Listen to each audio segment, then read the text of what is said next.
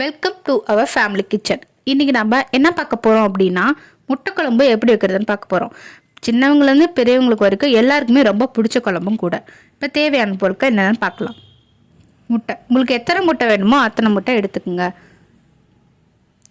சின்ன வெங்காயம், தக்காளி, பச்சை மிளகாய், சோம்பு, பட்டை, லவங்கம், கல்பாசி, கருவேப்பிலை, மிளகாத்தூள், கறி மசாலா, தேங்காய் அரை மூடி, தேவையான அளவு எண்ணெய். இப்போ செய்முறைக்கு போகலாம். கடாயில் எண்ணெய் ஊற்றி எண்ணெய் காஞ்சதும் சின்ன வெங்காயம் நல்லா தாளித்து எடுத்துக்கோங்க. அப்புறம் தக்காளி நல்லா போட்டு தாளிச்சிக்கோங்க.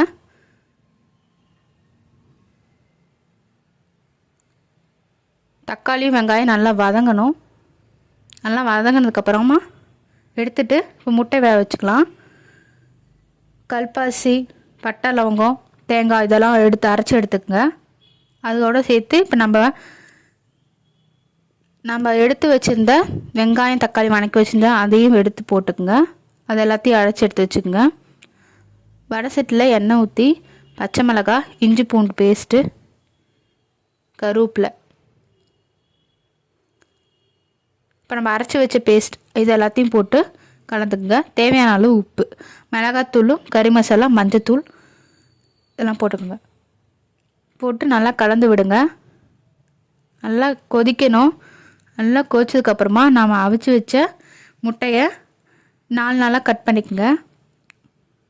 லைட்டாக மேலாக மட்டும் 4 கட் பண்ணி விட்டுருங்க.